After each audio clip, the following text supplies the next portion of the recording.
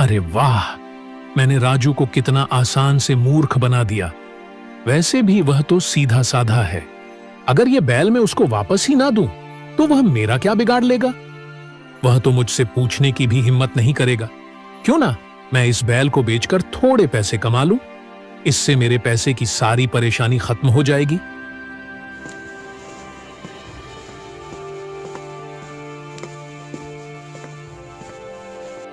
नंदू ने उस बैल को बड़े व्यापारी को बेच दिया।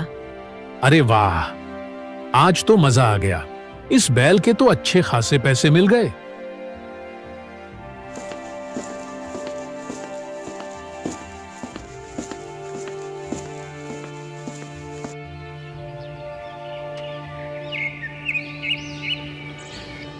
कुछ दिन बाद राजू को उसके बैल की जरूरत पड़ी।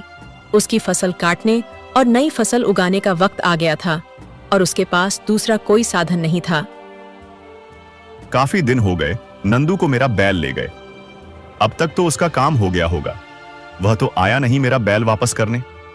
चलो कोई बात नहीं, मैं उसके पास जाकर अपना बैल ले आता हूं। राजू तुरंत ही नंदू के घर पहुंच जाता है।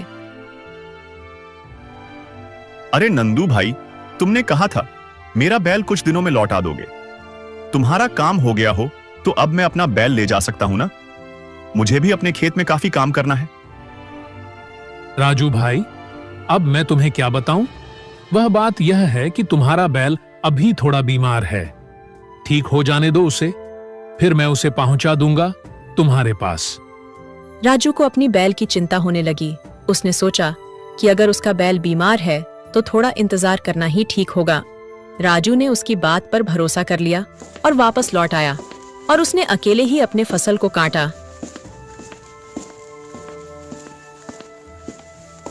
कुछ दिन और बीत गए, लेकिन नंदू ने अभी तक उसका बैल वापस नहीं लौटाया था। राजू को खेत की जुताई के लिए उसकी बैल की जरूरत थी, इसलिए वह फिर से नंदू के घर गया। नंदू, मुझे अपनी बैल की जरूरत है भाई। मुझे मेरा खेत जोतना है। क्या मेरा बैल अब ठीक हो गया है? क्या राजू भाई, मैंने उसे अभी अभी बाहर चरने के लिए भेजा है। एक काम करो, तुम कल आना। राजू को नंदू की बातों पर थोड़ा शक हुआ, लेकिन उसने एक दिन और इंतजार करने का निर्णय लिया और वहां से चला गया। रास्ते में उसे एक बूढ़ा मिला जिसने राजू को बुलाया और बोला, राजू बेटा, मैं तुम्हें रोज नंदू का घर जाते हुए देखता हूं। शायद तुम्हें पता नहीं है कि नंदू ने तुम्हारी बैल एक बड़े व्यापारी को बेच दिया है। मैंने दूसरे गांव के एक बड़े व्यापारी के साथ देखा था। बेटा, तुम्हें उस दुष्ट नंदू की बातों में नहीं आना चाहिए था। बूढ़े आदमी की बातें सुनकर राजू की आंखों में आंसू आ गए। बाबा, मैंने तो नंदू को अपना सच्चा दोस्त माना था, लेकिन उसने तो मेरी दोस्ती का फायदा उठाया है। पर अब मैं ऐसा नहीं होने दूंगा। वह मेरा बैल खुद वापस लौट आएगा। बाबा, क्या आप मेरी एक मदद कर सकते हैं? हाँ बेटा, बताओ मैं क्या कर सकता हूँ? राजू उस बूढ़े आदमी को सारी बातें बता देता है कि उसे क्या करना है और फिर अपने घर चला जाता है।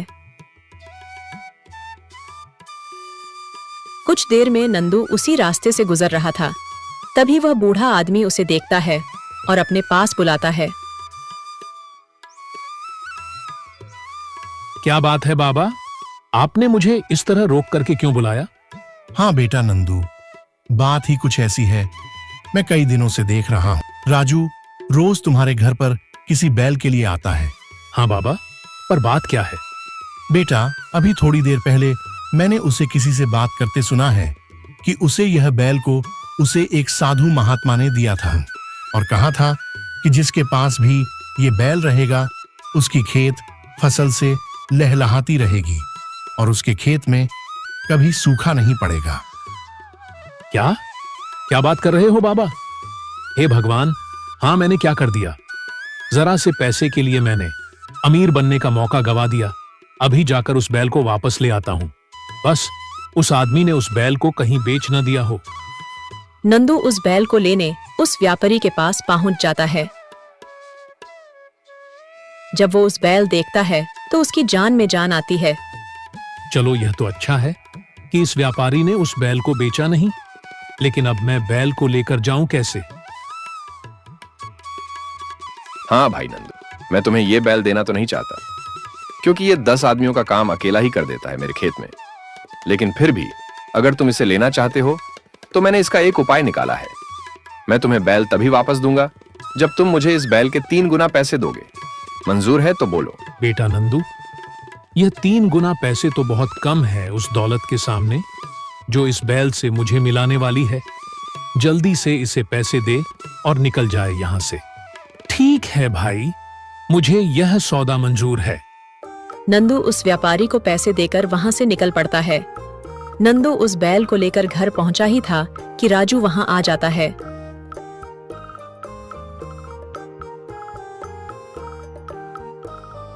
नंदू भाई, लगता है मुझे आज मेरा बैल मिल ही जाएगा।